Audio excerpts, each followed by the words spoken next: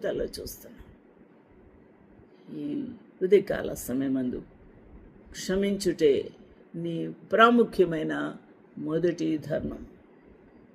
తండ్రి, వీరేమి చేయుచున్నారో వీరెరగరు కనుక వీరిని క్షమించు. ప్రవీణ్ పగడాల ఏ విధమైన దుర్మరణం పొంది ఉన్నారు, అట్టి మరణమునకు కారకులు ఎవరైనా కూడా క్షమించు ప్రభా అని ప్రార్థించుట మన పని. అటువంటి శక్తిగల గొప్ప మాదిరిగా గొప్ప విశ్వాసము కలిగిన దైవజనులు, విశ్వాసులు ఈ దినాల్లో లేవాలి అని మన సమాజమునకు ఉత్తేజపరచటం మన బాధ్యత.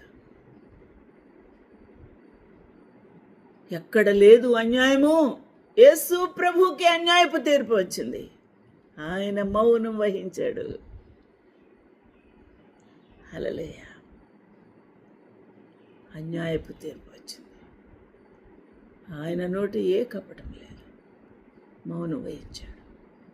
ఈరోజున ప్రభుకి సమస్యను అప్పగించి మనం మన యొక్క సువార్త పరిచర్య జీవితంలో సాక్షులుగా బ్రతుకుట ఆ విషయంలో నమ్మకమైన బిడ్డలుగా ఓర్పు సహనముతో సువార్తను ప్రకటించుచు మాదిరిగా ఉండాలని మనము కొనసాగుదాము. అప్పుడు ప్రవీణ్ పగడాల గారి యొక్క ఆకాంక్ష నెరవేరుతుంది.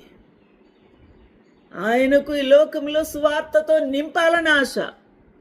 అనేకులు ప్రభుని ఎరగని వారికి దేవుని యొక్క వాక్యమును వెదజల్లి దానిని బయటికి తీసి వారికి అర్థమయ్యేలాగా విపులంగా చెప్పి వారి సర్వ సత్యములోకి వారు వచ్చినట్టుగా వారి కొరకై కృషి చేయాలన్న తపన. నీవు కూడా దేవుని యొక్క వాక్యమును అర్థమయ్యే రీతిలో బోధించి వారిని ప్రభు వైపుకు మార్చుటకు, సర్వసత్యములో వారు నిలబడుటకు, కారకులుగా నిలబడడానికి మనము అంకితము చేసుకోవాలి అని పిలుపును ఇస్తూ ఉన్నాను. వారి యొక్క కుటుంబమును, బిడ్డలను ప్రభు ఆదరించి భద్రపరచునుగాక. వారు ప్రభువులో పెంచిన విశ్వాసులను ప్రభు భద్రపరిచి కాపాడునుగాక. వారి తోటి సేవకులను గొప్ప పనిముట్లుగా, పౌరుషము గల వారిగా సిద్ధపరచునుగాక. సర్వ సమాజమును మేల్కొల్పును గాక. ప్రభు మనల్ని దీవించి కాపాడునుగాక.